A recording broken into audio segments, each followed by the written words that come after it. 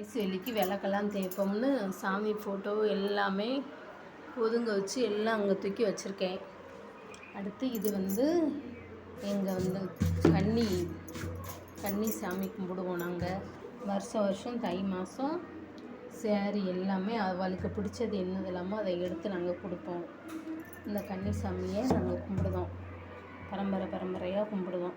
அவங்கவுங்க வீட்டில் கன்னிசாமி இருந்துச்சுன்னா கண்டிப்பாக கும்பிடுங்க. குடும்பம் நல்லாயிருக்கும். நம்மளுக்கு எந்த ஒரு ஆபத்து வந்தாலும் அந்த கன்னி நம்ம கூட இருந்து நம்மளை காப்பாற்றுவாங்க. இந்த வீடியோ உங்களுக்கு பிடிச்சிருந்தா லைக் பண்ணுங்கள், ஷேர் பண்ணுங்கள், கமெண்ட் பண்ணுங்கள்.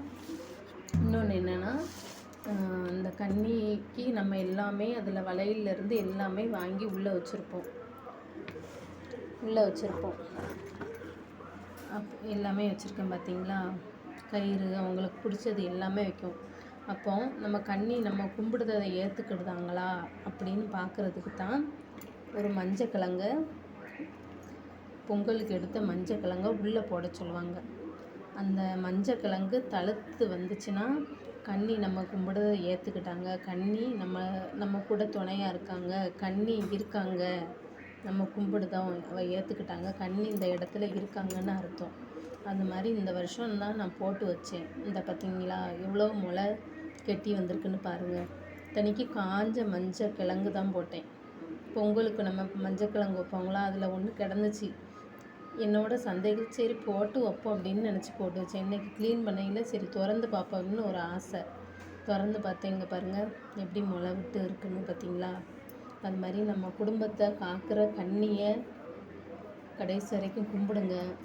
நம்மளை கை கொடுப்பாங்க, எந்த ஒரு சூழ்நிலையும் நம்மளை கைவிட மாட்டாங்க. எந்த ஒரு இது வந்தாலும் நம்மளுக்கு தலைமாடு காத்து நிற்பாங்க. கன்னியை கும்பிடுங்க. அடுத்து நம்ம குலதெய்வத்தையும் கும்பிடுங்க. நம்ம வாழ்க்கை இன்னும் நல்லாயிருக்கும். அடுத்து நம்ம இஷ்ட தெய்வம் முருகரோ எல்லாத்தையும் கும்பிடுங்க. கன்னி வீட்டில் இருந்துச்சுன்னா கண்டிப்பாக கன்னியை கும்பிடுங்க. இது கன்னி எனக்கே மெய் சிலுக்க வைக்கி. அவ்வளோ ஒரு நன்மைகள் இருக்குது கன்னி கும்பிடையில். நம்மளுக்கு எவ்வளோ கஷ்டங்கள் என்ன வந்தாலும் நம்மளை காப்பாற்றுவாங்க. எவ்வளோ பெரிய கொடிய நோய் நம்மளை தாக்குனாலும் நம்மளை கை கொடுப்பாங்க, அதை தீர்த்து வைப்பாங்க. எல்லாமே நம்ம கன்னி செய்யும். ஆமாம், கன்னி வீட்டில் இருந்தால் கண்டிப்பாக எல்லோரும் தவறாமல் கும்பிடுங்க. கன்னியை கும்பிடுங்க. கன்னி தெய்வத்தை முழுமையாக கும்பிடுங்க.